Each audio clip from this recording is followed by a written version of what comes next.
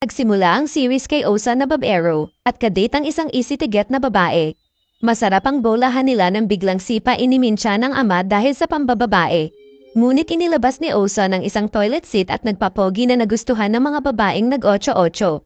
Kaya mas nagalit si Minchan na sinipa siya palabas. Nagsentimento ang ama at sinabing si Minchan lang ang mahal nito at wala ng iba. Pero hindi ito tinanggap ng anak na nagalit. Sa bahay ay walang hiyang nagpalit ng pantalon si Osan sa harap ng anak. Kaya naiinis na umalis si Minchan para maligo. Naroon din ang kapitbahay nilang si Yamada na sinabing magkapareho sila ng hobby na pinapakita ang kwan. Pero sinarhan siya ni Osan ng pinto. Biglang sumingit si Osan sa CR dahil natatae at isinara ang pinto. Kaya sinabi ni Minchan na mahulog sana siya sa CR. Natatawa si Osan na wala pang nahuhulog sa toilet bowl nang bigla nga siyang mahulog at na-flush pababa na parang tae at dumaan sa madilim na lagusan. Tumayo siya at nakita ang imbornal. Lumabas ang isang macho na sinabing dahil si Osan lang ang tumatae sa oras na iyon sa buong mundo ay siya ang napili para maging kasama nilang superhero na magtatanggol sa mundo. Aalis na sana si Osan, kaya binato siya ng Yabi. Sinabi ng leader ng superhero na may malakas ng katawan ng bida at bukas din ay ipagtatanggol na niya ang Earth laban sa ataking alien. Biglang nagliwanag ang katawan ni Osan na bumalik sa CR. Pero nagulat siya dahil naging mataba na siyang tao na ubod ng pangit. Minamadali siya ni Minchan na lumabas ng banyo pero pagbukas niya ng pinto ay nakitang tulog na si Minchan na nakatayo. Pinahigi ni Osan ang anak sa kama at kinuha niya ang manika ng anak at naaalala na mabait pa itong bata. Hahagkan niya sana ito, pero biglang nagising ang babae at mabilis niyang sinuntok sa mukha. Nagpapaliwanag si Osan pero sinabi ng babae na sino makikinig sa bigla na lang pumasok sa kwarto niya na nanghahalik. Sinabi ni Osan na hindi siya pervert pero kabaliktaran ang lumalabas sa bibig niya. Sinabi niyang siya ang tatay ni Minchan pero lumabas sa bibig niyang nais niyang matikman si Minchan. Kaya nilock siya ni Minchan at saka nagpumpunch kaya naitapon si Osan sa labas. Sa labas ay nakatulog si Osan hanggang kinabukasan na mataas na ang araw. Nagising siya nang marinig ang nagpapatulong na mga chicks. Hinahabol sila ng halimaw, pero ipis lang pala na natsinelas ng bida. At nagpasalamat ang mga babae sa binalak magpapogi na Osan, pero iniwan na siya ng mga ito. Biglang natawa ang ipis na buhay pa kaya pinagpapalo pa itong lalo ni Osan hanggang mapisat. Dumating ang isang insektong idol si Iron Man pero may tusok sa gitna. Saka ipinasikat ang mga beam nito na tinutok sa bida. Pero sinapak lang ni Osan ang kamay niya kaya bumalik sa sariling mukha ang beam at bagsak na natigok. Dahil nakapatay ng 2 alien monsters ang bida ay nagpasya siyang maging superhero, pero bigla ulit siyang sinipa ni Minchan sa kanyang leeg na nabali. Saka sinabi ng babae na ayaw na siyang makitang ulit. At saka ito umalis. Nagagalit si Prince sa mga tauhan dahil akala niya kung walang superhero sa Earth. Kaya sinabi ni Blood Means Machine na siya ang susunod na aatake sa Earth. Pinuntahan ni Osan ang kapitbahay na Yamada para daw makipagkaibigan. Nagkwento ang isang manok na tahimik daw silang nabubuhay. Nang isang araw ay biglang dumating ang mga taong kamukha mo na mahilig sa fried chicken at ginawang lechon andak sa mga kawawang manok. Nagtanong si Yamada kay Osan kung gusto niya ng itlog. At sumagot ang bida na 2 ang gusto at sakto daw sa pares na itlog ni Yamada. Inihain ni Yamada ang 2 higanteng itlog na kinagulat ni Osan. Kukunin sana niya ang isa nang biglang lumabas ang ulo ng bagong labas na sisiw. Pero sinakal ito ni Yamada na sinabing kulang pa ang luto. Kaya sa pagkabigla ay nagpaalam muna si Osan na magpahinga.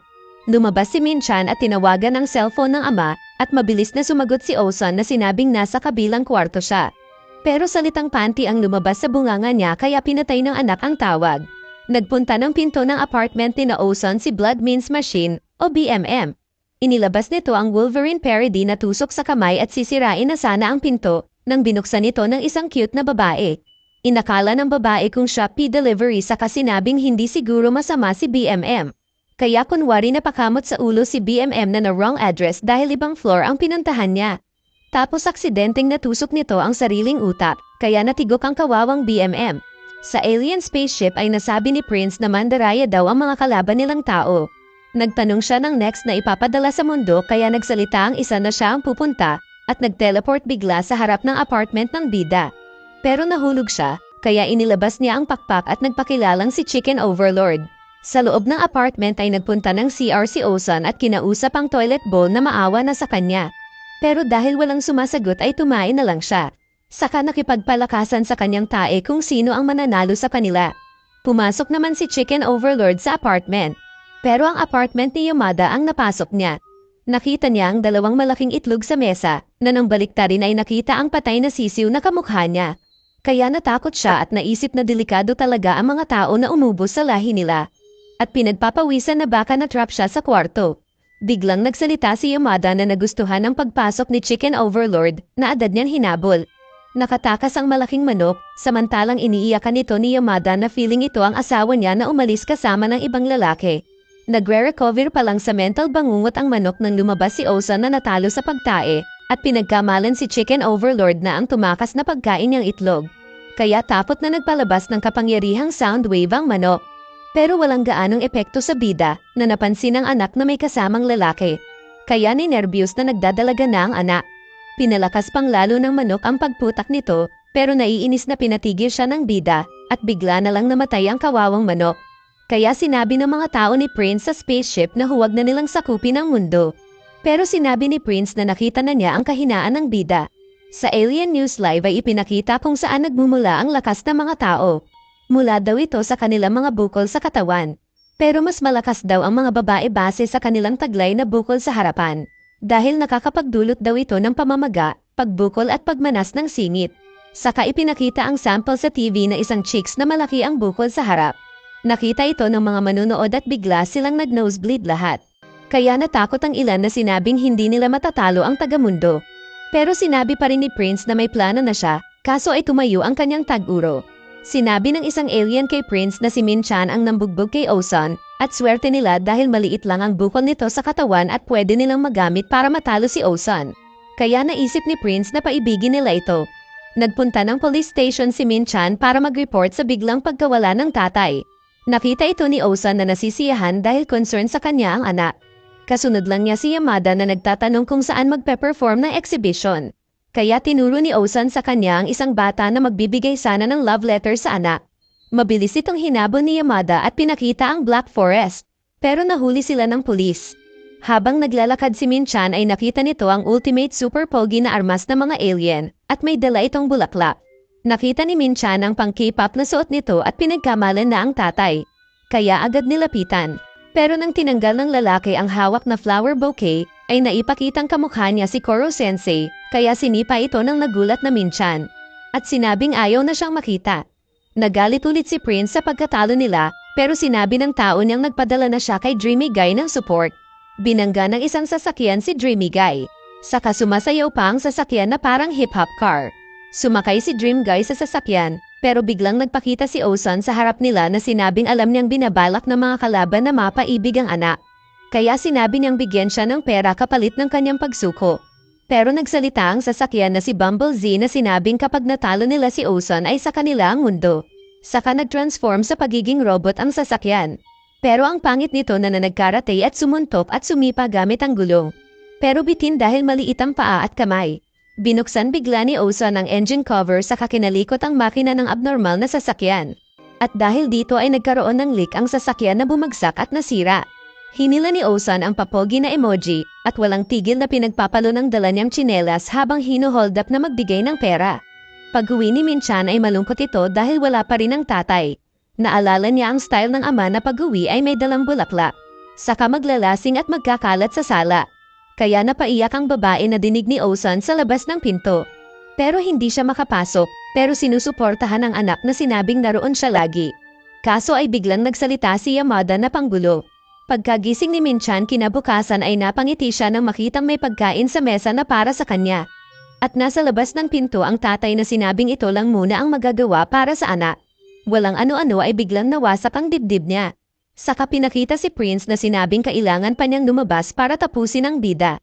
Sinabi nitong walang laban ang bida sa kanyang 1,000-year fistata. Pero bigla siyang nagulat na mangulangot lang si Osan dahil biglang naghilom ang sugat nito sa dibdib. Napatanong ang alien kung bakit buhay pa rin si Osan. Saka tinignan ang dagwang kamay. Muling tinusok ni Prince si Osan gamit ang dalawang kamay pero walang sugat ang bida. Hindi tumigil si Prince pero diretso lang sa pangungulangot si Osan na parang wala lang.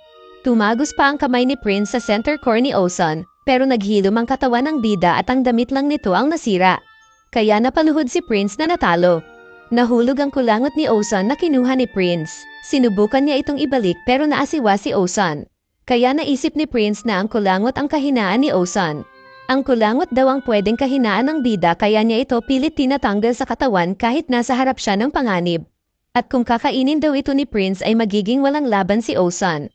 Kaya kinain niya ito at tumakbo. Saka biglang lumipad sa ere na sinabing parang utot lang sa kanya ang Earth's gravity. Sinabi niyang kinain na niya ang kryptonite ni Osan at palalakihin niya ito gamit ang kapangyarihan. Kinuha niya rin ang uhog ni Osan.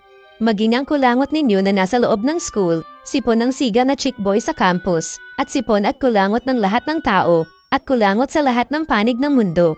Gamit ang kapangyarihan ay nakabuo ng kulangot energy ball si Prince na patuloy ang paghalakhak sa ere. Ngunit nang sinubukang hawakan ni Prince ang kulangot ball ay bigla itong tumago sa kanya at bumagsak sa lupa. Kaya naisip na lang ni Osan na bugok rin si Prince. Pero muling binuhat ni Prince ang kulangot ball pero naging kakulay na siya nito. Kaya sinabi ni Osan na gagawin niya ang lahat para protektahan si Minchan gamit ang tsinelas. Tinanong ni Prince ang pangalan ng bida na sinagot niyang siya ang daddy ni Minchan. Kaya daddy ang naging tawag ni Prince kay Osan, sabay hagis ng higanteng kulangot. Pero natigil sila ng aksidenteng mukha ni Minchan ang masagi ng tsinelas ni Osan. Galit na binugbog ni Minchan si Osan na hindi lumaban at bagsak sa lupa. Biglang naging maganda ang paningin ni Prince kay Minchan na nambubugbog dahil ganun daw ang ginagawa ng nanay niya sa kanya noong bata pa siya. Napapaiyak siya sa pag-alala sa ina at nais daw niyang maging asawa si Minchan. Kaya biglang naglaho ang hawak ni Prince na kulangot ball. Saka lumapit sa dalawa at sinabing hayaan na ni Minchan ang mataba at kung hahalikan lang nito ang kamay na puno ng kulangot, ay magiging asawa siya nito at magpapabugbog araw-araw sa babae na may 8 uri ng paghalingging na magugustuhan ng babae.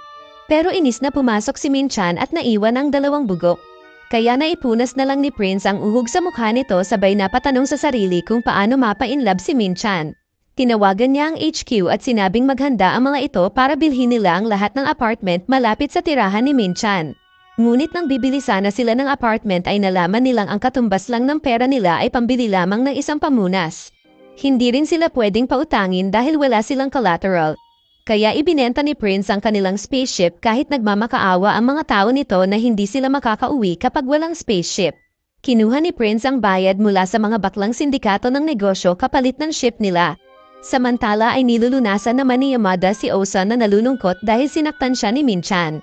At natigil lang sila nang may dumating na nagabot ng pera kay Yamada.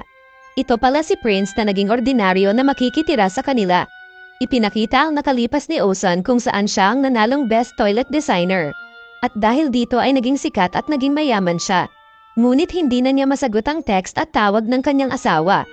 At naging chick boy na rin siya, pero tinawagan siya ng asawa na sinabing maghiwalay na sila.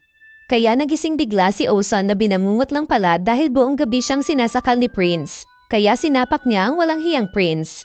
Saka nagmakaawa kay Yamada na huwag patirahin doon ang alien. Sinabi ni Prince na masasagot din siya ni Minchan. Kaya nagalit si Osan na kinwelyuhan ng alien at sinabing hindi siya papayag na malapitan ni Prince ang anak. Kumatok sa pinto si Minchan na pinagbuksan ni Yamada. Pero nakatawel lang ito na sinabi kay Yamada na nasira ang gripo nila at kasalukuyang nasa washing machine ang damit niya. Agad na nagunahan sina Prince at Osan para tulungan si Minchan, pero sinuntok sila ng dalaga sa mukha. Nagpalusot naman si Yamada na mga kamag-anak niya ang dalawa. Sinabi ni Prince na pwede daw siyang bugbugin ni Minchan ng kahit ilang beses, ngunit ayaw siya ni Osan. Nang magtanong si Minchan kung sino ang kayang mag-repair ng tubo ay nagpresenta ang dalawa. Nasira ang gripo ng bathtub ni Minchan. Kaya agad pumorma si Prince para ayusin ito na inunahan si Osan. Sinabing para maayos ito ay kailangang linisin ang source. Kaya sinalpak niya ang bunganga sa tubo para inumin lahat ng tubig. Ang dagat ang water source nila kaya naisip ni Osan na balak ni Prince na inumin lahat ng tubig sa mundo para gawing desert at mamatay ang lahat ng tao. Pero bigla ding bumigay ang katawan ni Prince na nalunod ng tubig. Kaya inutusan ni Osan si Minchan na tumawag ng tulong. Pag-alis ni Minchan ay sinubukang ayusin ni Osan ang faucet, sabay bangon ulit ni Prince. Sinabi ng bida na kasalanan niya na hindi inayos ang faucet noon pa. Kaya nalaman ni Prince na doon siya nakatira dati.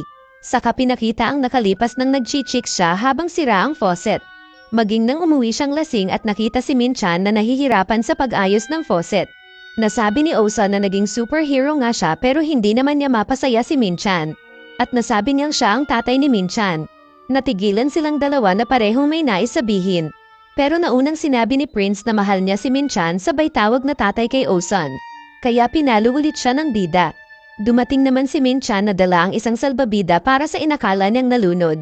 Pero wala na ang dalawa at nakita niyang naayos na ang gripo. Pero nang tignan niya ito ay gawa sa tape tulad ng pag-repair ng ama. Samantala ay galit ang Emperor na tatay ni Prince dahil sa pagbenta nito ng spaceship sa Earth. Kaya sinabi naman ng kapatid ni Prince na siya na ang bahala. Nang binuksan ni na Prince at Osan ang pinto na inakala nilang si Minchan ang kumatok, ay nagulat sila dahil ibang nilalang ito. Sinabi ni Prince na commoner na lang siya at hindi mananakop. Ngunit sinabi ng babae na siya ang fiancé ni Prince. Kaya nagalit si Osan na gusto ni Prince ang anak samantalang may fiancé na pala ito. Saka ipinaalala ng babae kung anong ginawa ni Prince sa kanya. Kaya mabilis na nagpalusot si Prince na si Minchan ang nauna niyang minahal na nakita. Kaya galit na napatanong ang fiancé kung sino si Minchan na saktong lumabas ng pinto. Mabilis na umatake ang fiancé gamit ang matinik na ugat para tusukin si Minchan. Pero mabilis hinarang ni Prince ang katawan kaya may tumalsik na dugo. Sinabi ni Prince na dumadaan lang siya pero nanatili sa Earth dahil nakita ang kagandahan ni Minchan at doon na rin mamamatay.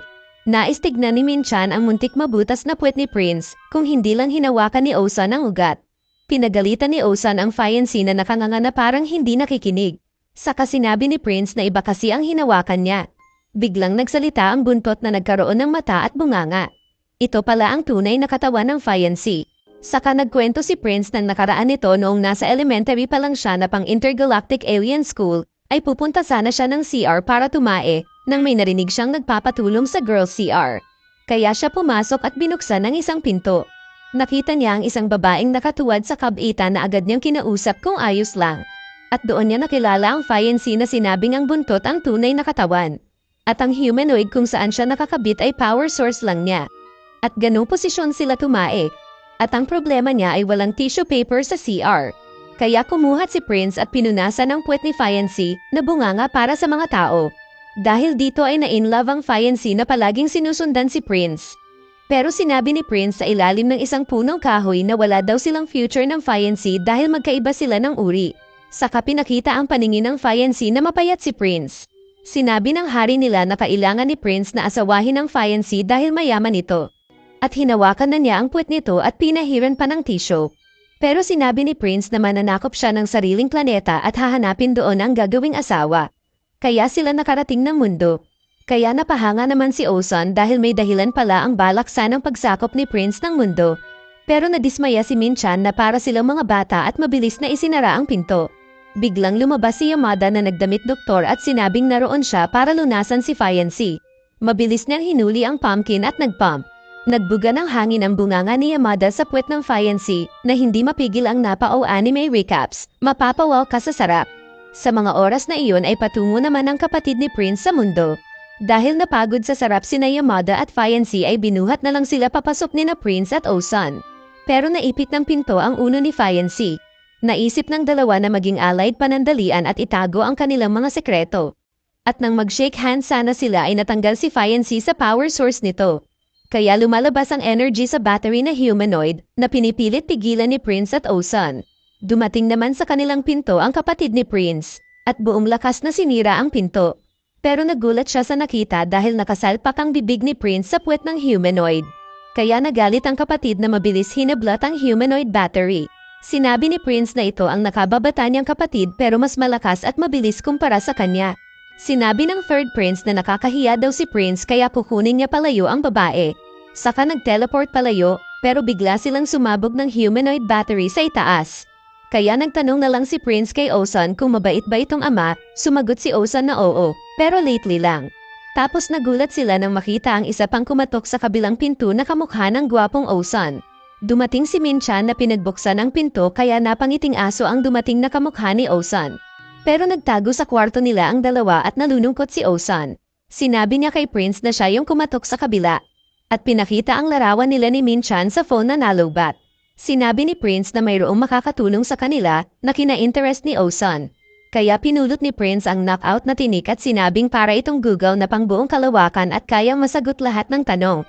Pero ang problema ay kung kanino nila isasaksak ang tinik. Pero ayaw ni Osan na may pasok sa puwet. Saka nakita nila si Yamada at pareho silang napangiti ng ngiting Sakuragi. Nagising si Yamada mula sa masarap na tulog. Pero nagulat sa nakitang dalawa na nais siyang abusuhin. Winasak nila ang damit niya na parang bakla. Pero nagkisay-kisay ito sa lupa na gusto pala ang masaksakan ng tinik sa puwet. Kaya buong lakas na sinaksak ni Osan ang Google sa power source at nagkaroon ng matinding liwanag. Biglang gumalaw si Yamada at naging magandang Yamada. Saka walang ano-ano ay napa-nosebleed si Prince na pinagtaka ni Osan. Dahil nagkaroon pala ng boob si Yamada na weakness ng mga alien. At sinabi ni fiancé na itinaas lang nito ang mga itlog ni Yamada sa kanyang dibdib. Nagreklamo pa rin si Osan dahil sa pagiging bakla ni Yamada. Kaya ipinaliwanag ng galit na tinik na isinaksak kasi siya sa maling power source kaya ganoon ang nangyari.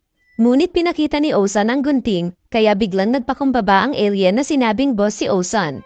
Nais daw ni Osan na masagot kung anong nangyari sa katawan niya. Kaya pinanganga ni fiancé si Yamada at sinabi kay Osan na ilagay niya ang DNA sa loob para mapag-aralan ito. Dahil naging seductive at maganda si Yamada ay binaalak siyang laplapin ni Osan. Sabay labas ng dila. Pero kinuha ni Prince ang isa niyang buhok at nilagay sa bunganga ni Yamada. At sinabi ng tinik na hindi daw tagamundo si Osan na kanyang ikinagulat. Ipinaliwanag ni fiancé na galing siya sa alternate universe na Earth. Nang pinagpalit sila ng alternate niyang katawan ay nagkaroon ng error kaya muli siyang naibalik. Kaya naisip ni Osan na baka yung taga doon na siya ang nakita niya kanina na pinapasok ni Min-chan. Kaya sinabi niyang dapat siyang makabalik sa tunay na mundo. Sinabi ni fiancé na mangyayari lang ito kapag maulit nila ang pangyayari na si Osan lang ang nag-iisang tao na tatae sa buong mundo.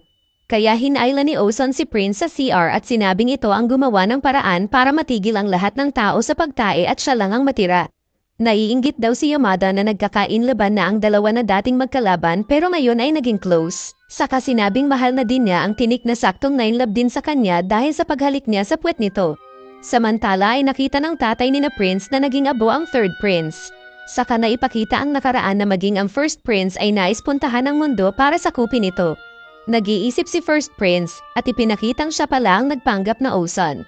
Pinapagalitan siya ni Min-chan na walang kamalay-malay na hindi ang ama ang kausap. Pinapanood sila ng emperor sa sariling TV nito. Sinabihan ni Min-chan ang first prince na Mo na hatiin ang melon. Kaya ginamit ni Mo ang kapangyarihan na gawing kakaiba ang melon na nawasa. Nagalit si Min-chan na sinabing linisin ng lalaki ang mesa. Pero bigla itong natahimik ng pinakain ni Mo ng bilog na melon. Naging kalmado daw ang puso ni Min-chan at nawala ang galit nito sa ama. Saka napa-imagine siya ng superhero na watermelon ang mukha at masaya siyang kasama ito. Nagulat ang mga tao ng emperor sa pagkontrol ni Mo kay Min-chan. Pero sinabi ng hari nila na patayin ang screen dahil naaasiwa siya rito. Nagtanong ang isa kung bakit galit ang hari, kaya nagkwento ang isa ng history ng emperor. Ipinakita noong bata pa si emperor na may kaibigan siyang babae na sinabing susuportahan si Empa. Kaya masaya ito. Ngunit nang magpaalam na ang babae para umuwi ay bigla siyang nabundol ng spaceship, kaya dead on the spot ang babae na nagregla ang ulo. Nakita ni Empa ang driver na isa ding sexing babae na sinabing sabihin ni Prince ang address niya at pupuntahan na lang siya para paluin ng masarap gabi-gabi. Excited daw ang batang Empa na malungkot, pero may dumating na pulis pangkalawakang Zaido at hinuli ang walang hiyang babae. May nakilala siyang chicks kalaunan na high school girl. Kung kanina nahulog ang loob niya. Pero namatay ulit ang babae dahil may sakit pala ito na parang Korean drama. Kaya feeling ni Harry ay naisumpa siya. Kaya nagalit siya na sinabing magiging babero na lang siya at magkaroon ng maraming sabay-sabay na babae. Nalaman ito ng mga magulang niya, kaya instant na nag-ayos sila ng kasal niya sa isang taga-ibang planeta na prinsesa. Ikinasal nga sila pero ayaw sana ni Empa dahil napakalaking pangit na prinsesa ang magiging asawa nito. Pero hindi na siya nakatakas ng sinabi ng pari na maghalikan sila. At nakendi na siya ng asawang palaka. Sa kama ay hindi tumatayo si Manoy dahil pangit ang asawa. Kaya nagpa-doktor sila at nang sasabihin na sana ng doktor ang problema ay lumabas ang prinsesa. Kaya binaliktad ng doktor ang papel at sinabing walang kakayahan si Harry na magparami. Sa kanito ibinenta ang insert coin machine para madali lang silang magkaanak ng marami. Kaya nagreklamo si Harry dahil pinahirapan lang ng doktor ang Manoy niya kanina. Nagustuhan ng prinsesa ang machine kaya kumuha sila. At dahil dito ay nagkaanak sila ng 3 prinsipe. Masaya naman ang 3 prinsipe na nagpapatalon sa higanteng ina. Ngunit nang lumaki sila ay napasat ang reyna at namatay. Pero sa kanyang burol ay ibinigay sa kanya ang final na sulat ng asawa niya na sinabing, may kabit siya na kinakatagpo 3 beses sa isang linggo, Binubugbog niya ang kanilang mga anak kapag wala siya, at hindi niya siya tunay na mahal kahit kaunti. At kung mag-aasawa ulit si Emperor ay may kakalat sa intergalactic website ang secret niya. Dahil dito ay nagalit ang Emperor Harry at tinanggal ang pagmamahal sa sarili, kaya naisakupin ng universe para tuluyang tanggalin ang pag-ibig. At pinapatay niya ang nakikitang nagde-date na mga estudyante, kaya mag-ingat kayo. At dahil walang silbi ang mga prinsipe ay sinabi ng Emperor na siya mismo ang pupunta ng Earth. Sa Earth ay nagpasya si Ozan na babalik sa sariling mundo. Sinabi ni Prince na siya ang bahala kay Minchan, pero ayaw ni Ozan ng manugang na walang pera. Sinabi ni Fiancé at Yamada na open ang bahay niya. Pero sinagot ni Ozan na ayaw niya ng bakla. Saka naghanda sila patungo sa toilet nila sa kabila. Masaya naman si Minchan dahil sa pag-aayos ng Peking Ozan sa bahay nila. Pero sa isip ni Mo ay mahilig ang mga babae sa shiny things at sa pera. Nagalit si Minchan nang inilabas ni Mo ang mga gamit niya na hindi nagpaalam. At saktong nakita ng tatlong tsismoso sa labas ang laman ng mga box na litrato nilang magama. Nasilip ni Minchan ang tatlo na kinakalkal ang kanyang mga gamit, kaya sinipa niya ng sabay ang mga ito. Pero sinabi ng Peking Mo na tratuhin ng maayos ang mga bisita at pumasok na sila para kumain. Habang kumakain ng masasarap na pagkain ay naisip ni Ozan na bisita siya sa sariling bahay. At naalala ng tinuturuan niya ang anak na gumamit ng chopsticks. Pero matigas ang ulo ng anak na gusto lang kumain ng karne. Nami-miss daw niyang kumain kasama ng pamilya, pero sa oras na iyon ay sabik na sabik sa karne ang mga kaharap sa pagkain. Samantalang nag-iisip si Mo na makasarili ang mga tao. Binalak siyang yakapin ni Prince na tinawag na Papa, pero siniko niya ito na naitapon. Pero naramdaman ni Prince na puno ng kabag ang tiyan ng Peking Ozan. Kaya pinipilit niya itong istorbohin para lumabas ang tae, pero sinipa lang siya ulit. Tinawag na ni Ozan si Prince na magpunta sila ng CR. Na napansin ng napatanong na Minchan, pero sinabi ni Yamada na tapusin nila ang labanan sa pagkain ng karne. Sa CR ay sinabi ni Ozan na gamitin na ni Prince ang power para patigilin ang lahat na tumae maliban sa kanya. Pero sinabi ni Prince na wala na siyang confidence sa kapangyarihan niya dahil nang sinubukan niyang pataihin ang Peking Ozan ay hindi ito umepekto.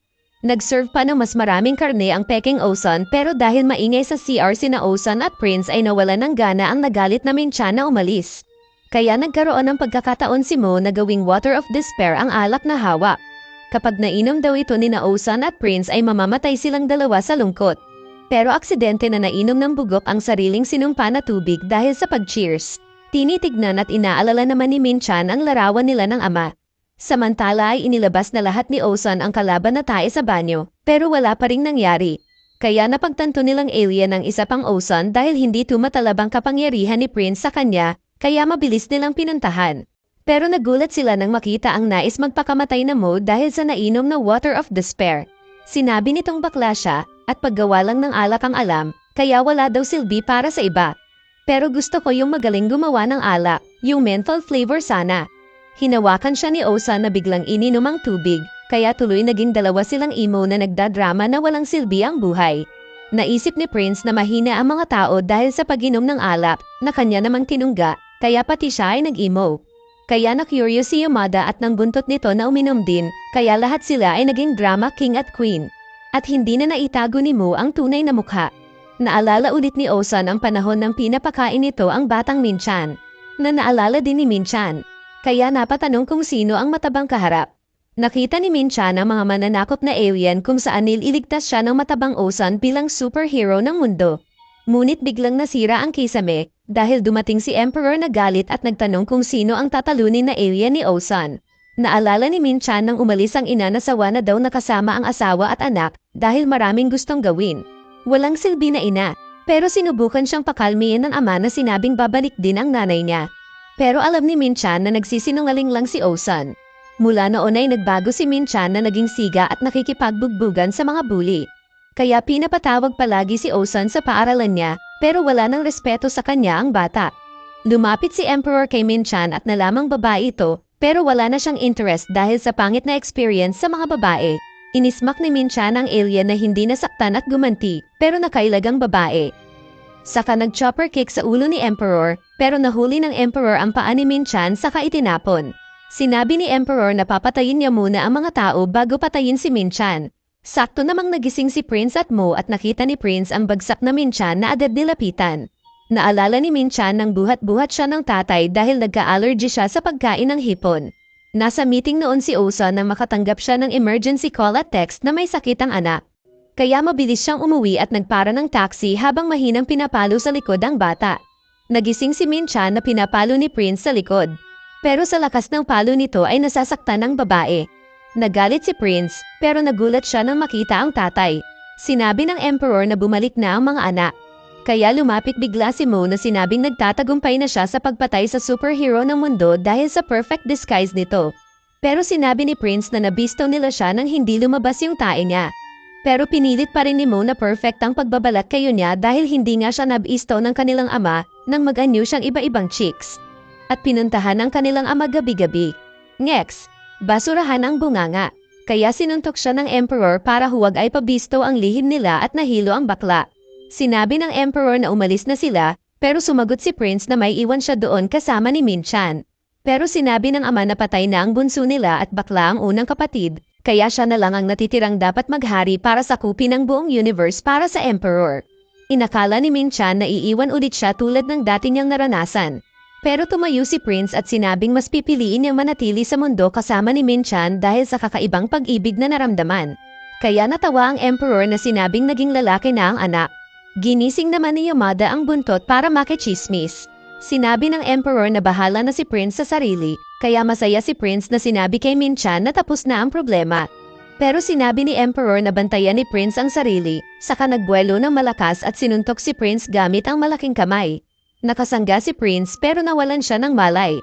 Lalo na nang patuloy siyang pinagsusuntok ng tatay na kinasisira ng pader at lupa, na mas lalong kinasaktan ni Prince. Nawasak ang gusali at naistulungan ni Min-chan si Osan pero hinuli siya ni Yamada at inilagay sa malaking itlog. Sinabi ng Emperor sa walang malay na anak na maiksi lang ang buhay ng mga tao at malulungkot lang ito kapag naiwan sa mundo. Sa kanya inutusan ng control center na kunin sila sa spaceship at sirain na ang mundo. Narinig ito ni Yamada na sinabing katapusan na ng kwento. Pero sinabi ni Min-chan na hindi pa dahil buhay pa rin ang superhero na Osan. Tinawag ng taba ang atensyon ng Emperor at sinabing magbabayad sa pagsira ng bahay nila. Nakita rin ni Osan na nasira ang toilet nito kaya sinabing papaluan ang puwet ng Emperor. Lumapit ang Emperor na sinabing sisirain ang mundo. Kaya naisip ni Osan na naglalaki siguro ang asawa nito kaya nagwawala. Na mas lalong kinagalit ng Emperor dahil napantuhan ng bida ang dahilan. Galit na daw si Osan na itinaas ang tsinelas at pinalo ang mukha ni Emperor pero walang epekto sa mukha ng Emperor. Sinuot ni Osan ang tsinelas at naglakad palayo. Saka sinabing hindi niya alam ang power niya. Kaya nagalit ang Emperor na sinuntok siya sa mukha at sa pagkakataong ito ay naitapon si Osan na naibangga sa pader at nagsuka ng dugo. Nagising si Osan dahil sa tubig at nakakita ng toilet at binalak umuwi sa tunay na mundo. Pero sinira ito ni Emperor na sinabing patay ang bida dahil alam niya ang sekreto ni Empa. Binuhat ni Empa ang bida na sumuntok na mga mahihina. Pero naistorbo sila dahil sa tubig mula sa tubo na inuupuan ni Mo. Kaya nainis si Emperor na sinira ang toilet ni Mo na nahulog at naputol pa ang paa nito. Nagmakaawa si Mo na nagpalit-palit ang mukha at sinabing gagawin lahat para sa ama. Pero sinabi ng Emperor na maging abo si Mo na biglang naglaho. Sinabi ni Emperor na lumaban si Osan. Pero sinabi ni Osan na wala siyang ginawa sa mga nakalaban na bigla na lang namatay. Kaya hindi daw siya hero. Uulitin sana ni Osan na hindi siya hero pero sumigaw si Min-chan na siya ang hero ng mundo na iyon. Kaya napansin ni Emperor ang babae na binalak patayin. Ngunit niligtas siya ni Yamada na hinuli ang kamay ni Emperor. Saka iwinasiwas sa hangin at sa nagkabitak-bitak na lupa. Nagdaldal si Yamada kaya nagkaroon ng pagkakataon si Emperor na bumalik at bumawi ng suntok pero naging defense itlog si Yamada kaya naligtas. Nagising naman si Prince na pinatamaan ng golden tie ang ama. Kasabay ng egg roll attack ni Yamada. Kinukuha ni Prince ang mga golden tae sa paligid para ibato na kinaasiwa ni Osan at Min-chan. Umilag-ilag si Emperor sa mga tae na ibinabato ni Prince habang umabante, saka sinipa si Prince sa mukha. Umatake ulit si Yamada at ang tinik, pero nahuli ni Emperor ang itlog at buong lakas na pinipisat si Yamada. Kaya nasaktan ng lalaking may boobs na lumabas ng itlog at nahuli ng Emperor na iwinasiwas sa lupa at bagsak sa harap ni Osan na nasaktan ng siopaw. Hinawakan ni Emperor ang tinik at nagtanong kung bakit nila ipinagtatanggol ang mga tao. Kaya sinabi ng tinik na siya ang pinakamagaling na alien. Pero hindi din niya maintindihan ang karakter ng mga tao pero gusto niya sila. Nakita niya yung alaala ng mga tao na kahit loko-loko ang mga ito ay nararamdaman pa rin ng tinikang kakaibang kasiyahan kasama sila. Dahil sa narinig ay sinaakal ni Emperor ang buntot ni Yamada na nasaktan, saka nagpaalam ito bago maglaho sa ere. At naglaho ang boobs ni Yamada. Nalungkot ito at nagalit dahil sa pagkatigop ng mahal, kaya umatake sa Emperor. Pero sa isang iglap ay biglang naglaho si Yamada nang gamitan siya ng kapangyarihan ni Emperor. At kitang-kita ito ni Osan na natalsikan ng dugo sa mukha. At pareho silang naiyak ni Minchan. Sinabi ni Osan na kasalanan niya lahat ng kaguluhang iyon. Saka lumuhad dito sa Emperor at sinabing wala siyang power. Nagutos si Emperor na sabihin ni Osan na loser siya at nararapat patayin ng 3 beses. At kapalit ay aalis siya na hindi sisirain ang mundo. Kaya sinabi nga ito ni Osan ng 2 beses. Pero muling sinabi ni Minchan na si Osan ang hero ng mundo base sa nasa libro. Sinabi din ni Prince na tumigil na ang ama. Pero nakita ni Osan na tinutukan na ni Emperor si Minchan para patayin. Pareho sila ni Prince na binalak iligtas ang napangiti at napaluha na lang na Minchan. Pero naglaho na sa ere dahil sa power ni Emperor. At nahulog ang libro sa harap ni Osan. Naiiyak si Osan na tinignan ang laman ng libro. Samantalang nilalabanan pa rin ni Prince ang ama na binato ng sasakyan na may tae. Nakita ni Osan ang laman ng libro ni Minchan na kwento nilang dalawa. Kung saan ang tingin ng anak sa kanya ay superhero. Kaya mas lalong naiyak si Osan. Galit naman si Prince na nag-armor ng mga bato at inatake ang tatay. Pero maging siya ay ginawang alikabok ng ama na namatay. Nilapitan ng Emperor si Osan at sinabing mamatay na ito. Pero tumanggi ang bida na may napagtanto at sinabing hindi pa niya tapos masolusyonan ang ginawang problema. Dahil sa comics ay nalaman ni Osan na ang mga nakalaban niyang halimaw ay gawa ng imahinasyon ni Minchan. Ito yung mga nakaraan nila. At kasama na ang mga naging dahilan kung bakit nagkandagulo ang kanilang pamilya. Kasama na ang masamang ugali niya na ayaw ng anak. At napagtanto niyang yung Emperor na kalaban ay ang version niyang masamang tatay, ayon sa libro ni Minchan. Naging kamukha niya masama ang kalaban, saka nagsuntukan sila sa ere. Nagsipaan at nagtapunan kaya nasa Saira ang paligid na parang Dragon Ball fight. Ipinakita ang katotohanan na dinala sa isang emergency room si Osan dahil na heart attack siya. Dulot ng matinding pagtatrabaho. Sa tunay na mundo ay naikwento ni Yamada ang totoong pangyayari kay Minchan. Na-overwork pala si Osan dahil sa mga part-time jobs nito. Akala ni Minchan kung tatay niya ang president ng kumpanya kung saan siya nagtatrabaho. Pero ipinaliwanag ni Yamada ang narinig na ninakaw ng isang katrabaho ni Osan ang kanyang malaking business plan model. Nang sinabi ni Osan na siya ang tunay na may plano ay siya pa ang pinalabas na masama. Kaya natanggal siya sa trabaho at naubos din ang pera niya. Kaya napilitan na siyang magpunta ng mga lugar na malayo para lang ibenta ang sariling ginawang toilet designs kahit pa sa Africa at Russia. Lalo na nang iniwan sila ng walang hiyang ina. Habang nag-uusap minsan ay ipinaliwanag ni Osan kay Yamada na siya ay superhero sa paningin ng anak at nais niya itong manatili. Si Prince naman sa tunay na buhay ay totoong manliligaw ni Minchan na nagpapakilala sa kanya. Pero ayaw ni Osan ng bata na kumakain pa lang ng sariling kulangot. At ang kalokohan na nakwento natin ay sa isip ng nakomatose na Osan. At sa isip ay patuloy ang labanan nila ni Emperor. At matinding bakbakan ang nagaganap. Samantalang binabasa ni Minchan ang ginawang storybook sa tabi ng nakoma na ama. At nang hindi na makapagpigil ang babae, ay sinabi sa tatay na nais na niyang makasama ulit ang ama. At nais niyang makita siya ni Osan na lumaki sa pagtanda nito. Kaya sa isip ng bida ay nagawa niyang matalo ang masamang sariling version. Pagkaraan pa isang umaga ay nagising si Minchan na hinahanap ang ama kung nasaan ito. Pero narinig niyang sumigaw ito mula sa CR na humihingi ng tisyo. Kaya binigyan siya ng babae. May dala itong carrot na binili sa store, pero dahil natatae ay nadala niya ito sa CR. Nagising na si Osan sa pagkakakoma pero naging taba ito. At natapos ang series.